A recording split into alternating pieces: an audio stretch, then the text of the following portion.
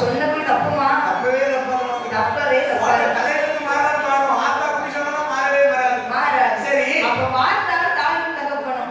ஆமா. தாயும் தகப்பனும் யாரு? யாரெல்லாம்? நாகராஜனும் நாகக்கண்ணியும். ஓ, நாகராஜனும் நாகக்கண்ணியும். இருவரும் எப்படி இருக்காங்க? ஆமா, இரண்டு பேரும் பாம்பின் தோற்றத்திலே இருக்கிறார்கள். சர்ப்பமாக இருக்கிறாங்க. ஆமா, உடம்ப பார்த்தீங்கன்னா சர்ப்பம் போலவும். சிரசுக்கு கீழே சர்ப்பமாக.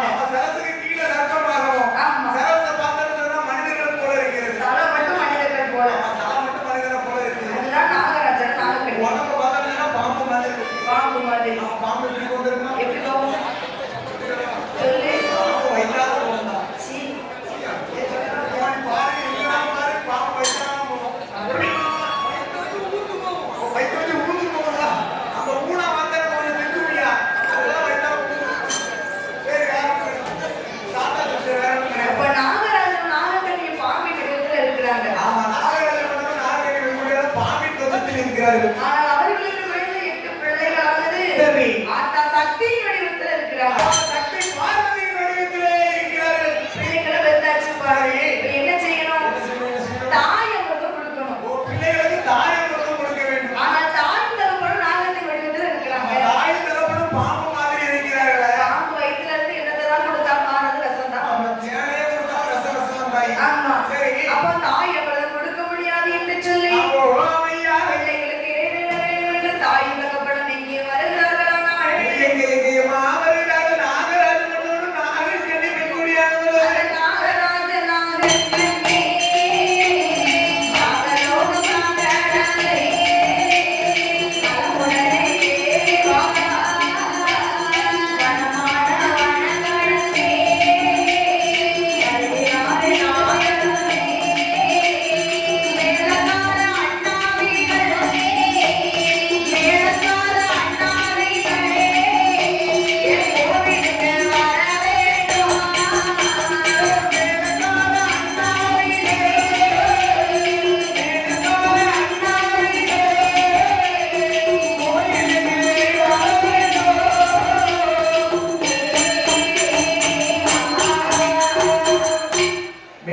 கலைஞர்கள் கோவிலுக்கு வருமாறு தங்களை விழா கமிட்டியாளர்கள் கேட்டுக் கொள்கின்றோம்.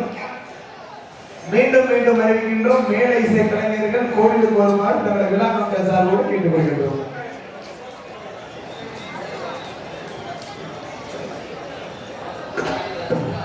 அப்ப நாகராஜன் நாகக்கண்ணியும் பார்த்தார். பிள்ளைகளுக்கு இடைவேளை வேண்டும் என்று தாயும் தகப்பனும் எங்க வருகிறார்? சந்தனமாங்காட்டுக்கு வருகிறார். ஆமா.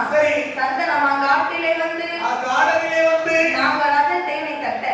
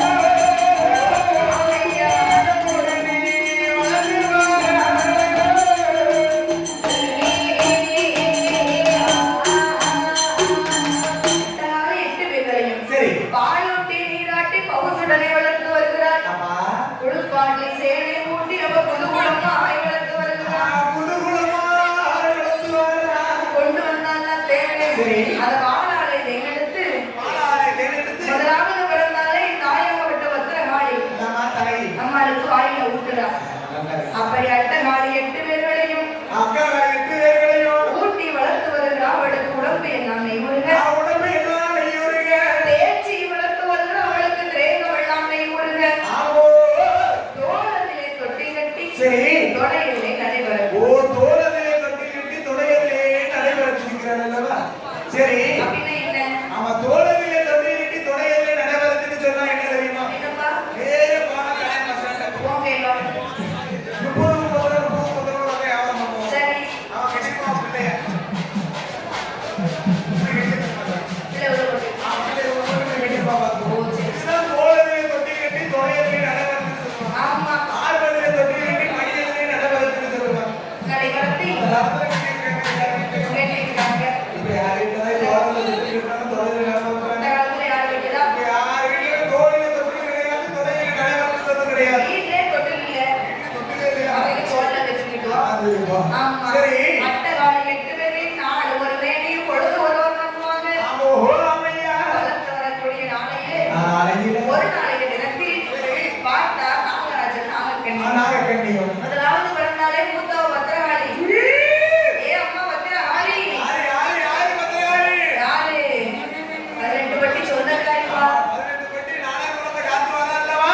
ஆமா யாரப்பட்ட பத்திரகாளி? பத்திரகாளி. சரி பத்திரகாளியை அழைத்து ஏ அம்மா பத்திரகாளி, தாயே பத்திரகாளி தாயும் தகப்பனும் உங்களுக்கு எதிரிட போறோம். சொல்லுங்க தந்தை. நாங்க வர வரைக்கும் உன் தங்கச்சி 7 பேரை நீதான் கண்ணு கருத்துமா பாத்துக்கணும். உத்தரவுப்படியாகட்டும் தந்தையாரே தாயாரே. சுத்த விட்டு வெளி வரக்கூடாது என்று சொல்லி தாயும் தகப்பனும் வேட்டையிட சென்ற பின்பு சரி உச்சுக்குள்ள இருக்க அக்கா தங்கச்சி 8 பேருக்கும் அக்காரங்க 2 பேரும் இருக்க முடியல. இருக்க முடியலையான்னு கேட்கணும். பார்த்தா அவ பெண்ணா பிறந்தவா பிறந்தவா. எப்படி இருக்க புத்துக்குள்ள வீட்டுக்குள்ள இருக்க முடியுமா? நாளை போதும் நாலு உலகம் தெரியணும்னு ஆசைப்படுவாங்க. ஆசைப்படுவா.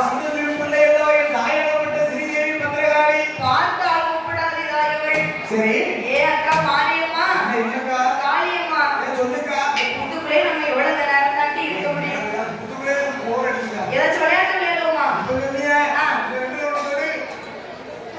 பல்லாங்குழிக்கா சரி. பல்லாங்குழி நானும் வந்துருவேன். வேண்டாம். இந்த புள்ளக்குழி நிறைய ஏமாத்தி ஏமாத்தி நான் சரி. அதனால பல்லாங்குழி வாழ வேண்டாம். வேண்டாம். ஏக்கா நான் ஒரு ஐடியா கணக்குட்டி கரெக்டா கேட்டுருவேன். என்ன விளையாட்டு? ஏக்கோ என்ன? நம்ம நொண்டி அடிச்சுலாமா? நொண்டி அடிக்கணும். நொண்டி அடிக்கணும் எனக்கு ரொம்ப பிடிக்கும். அவனே நொண்டியா இருக்கணும். வேண்டாம். நொண்டி அடிக்கணுமா? சரி. கீழே போட போட நொண்டி அடிக்கணும். நொண்டி. அந்த விளையாட்டு எனக்கு அந்த விளையாட்டு விளையாடணும். ஆளா வலிக்கு வேணாம் அந்த விளையாட்டு நல்லக்கா. ஏக்கா நாய் முத்தாம ஒரு ஐடியா கொடுக்கா. என்ன idea? ஏய் அக்கா ஏ பத்திரகாளி அக்கா. சொல்லு. என்ன நம்ம என்ன செய்யணும்? பல்லாங்குழி விளையாட்டு.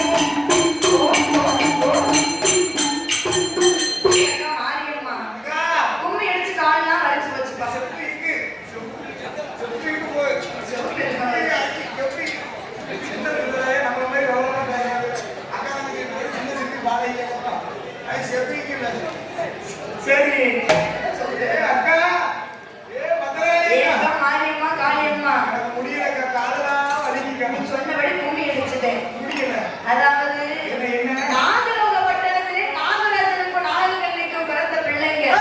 அவ அக்கா தங்கச்சி 8 பேரும் முறையா சரி ஆசைப்பட்டு விளையாடிய விளையாட்டுன்னு சொன்னா அவன் ஆசைப்பட்டு விளையாடிய விளையாட்டுன்னு சொன்னா அதுதான் கும்மி அடிச்சு குழவு போட்டு விளையாண்டுருக்கா.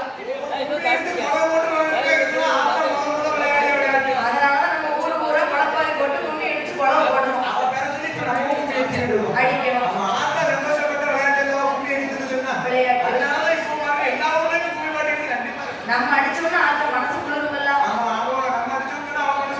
ஆத்த மனசு குளிர்ந்தா நம்மள சந்தோஷமா வைப்பா. அதனாலதான் கும்மி அடி. அப்படி அக்கா தங்கை 8 பேரும் விளையாடி கொண்டிருக்கும் போது மாரியம்மா கூப்பிடாதி கும்மி அடிச்சு காட்டலாம் வலிக்கிக்கா. நம்ம உட்கார்ந்து ஏதாச்சும் விளையாட்டு விளையாடுவோமா? என்ன? ஆமா கால் வலிக்கும். உட்கார்ந்து விளையாடுவோம்னு சொன்னா அவ இருக்கிறது கடற்கரை ஓரத்துல இருக்கு. ஏன்னா 10வது கடலுக்கு அப்பால் தான் அந்த நாகலோகமே இருக்கிறது. அப்போ கடற்கரை ஓரத்துல என்ன இருக்கும்? என்ன இருக்கும்? மணல் இருக்கும். மணலை கண்டா என்ன தோணும்? சூப்பர் அடிச்சு தூங்கணும்னு தோணும். இல்லப்பா, சின்ன பிள்ளைங்களை கொண்டு மணல்ல விடு, விளையாட தோணும். அப்ப அக்கா தங்கச்சி 8 பேரும் பார்த்தா கடற்கரை ஓரத்துல மணல்ல உட்கார்ந்து சின்ன சின்ன வீடு கட்டி விளையாடுறா. என்ன சின்ன சின்ன வீடுகள்? நீ சின்ன வீடு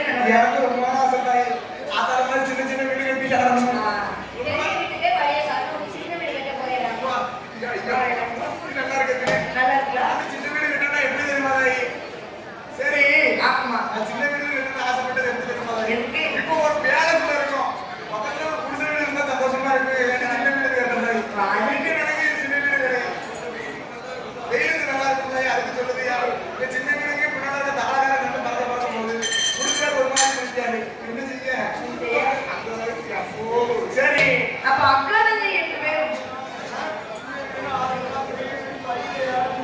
வெளியில படி ஆரம்பிக்க காட்ட படிக்க வயசு வச்சுக்கோ. அதனால சின்ன வீடு கம்முன்னு உள்ள உட்காந்துக்கிறாங்க. சரி அக்கா தங்கை 8 பேரும் கடற்கரை ஓரத்திலே அந்த கடற்கரை ஓரத்துல சின்ன சின்ன வீடு கட்டி சிரித்து கொண்டு விளையாடி கொண்டிருக்கிறாள். சரிப்பா, வீடு கட்டி விளையாடி கொண்டிருக்கிறான்னு சொல்லுதா? சின்ன வீடு தான் கட்டுதா? சின்ன வீடு சரி, வீடு கட்டி விளையாடி கொண்டிருக்கிறாள். விளையாடி கொண்டிருக்கிறாள். அக்கா தங்கச்சி சிரித்து கொண்டு விளையாடுறாப்பா. அக்கா தங்கச்சி 8 பேரும் இருக்கிறா. நம்ம சிரிச்சா ஒரு மாதிரி இருக்கு. ஆமா, அது சிரிச்சா சொன்னாங்க. பார்த்த அழகோ அழகுப்பா. ஸ்மைல் கியூட்டா இருக்கு. கியூட்டா இருக்கு. நம்ம ஸ்மைல் ஒரு ராஜசம் மாதிரி இருக்கு. சரி பார்த்தாலே இப்படித்தான் இருக்கு. அப்போ அமையா. அப்ப அந்த கடற்கரை ஓரத்திலே சிரித்து கொண்டு விளையாடி கொண்டிருக்கும் அப்ப அக்கா தங்கச்சி 8 பேரும் சிரித்து கொண்டு விளையாடி கொண்டிருக்கும் போது அவர்கள் அப்படிக்கு விளையாடி கொண்டிருக்க அமையா. ஆதிவள்ளி கைலாசத்தில் என்ன நடக்கிறது தெரியுமா? என்ன நடக்கிறது பாருங்க. ஆதிசக்தி பார்வதா தேவியானவள் பார்வதா தேவியானவள் பகவானை எடுத்து கேட்கிறாள். கேட்கிறாள். ஆண்டவனை பகவானே ஆதிசக்தி வார்த்தை கேளும். பார்வதியால் அழகை போல பால்குழையில் கண்டதுண்டா? ஈஸ்வரியால் அழகை போலே, ஈஸ்வரியால் அழகை போலே, மூளையில் கண்டதுண்டா? ஈஸ்வரி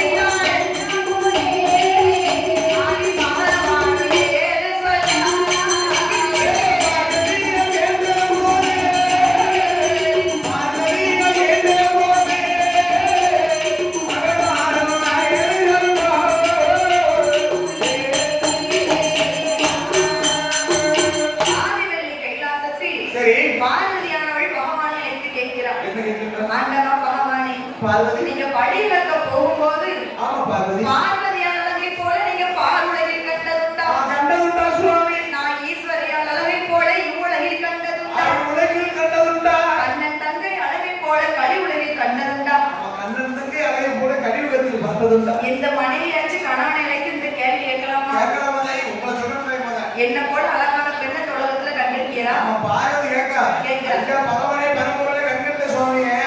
இந்த பார்வதியா நகையை போல இந்த பூலோகத்துல யாராச்சும் பார்த்திருக்கீங்க? அப்படி கேட்கலாமா? கேட்கலாமா? கேட்கவே கூடாது தாய். ஆமா. லவ் பண்ணி கல்யாணம் பண்ணி முன்ன கட்டி கேட்டுக்கலாம். லவ் பண்ணும்போது கேட்டுக்கலாம். என்ன கேட்கலாம்? இல்ல நான் அழகா இருக்கேன்னு கேட்கலாம். அதுக்கு அவனும் சொல்லுவான். இந்த தங்கோ நீதான்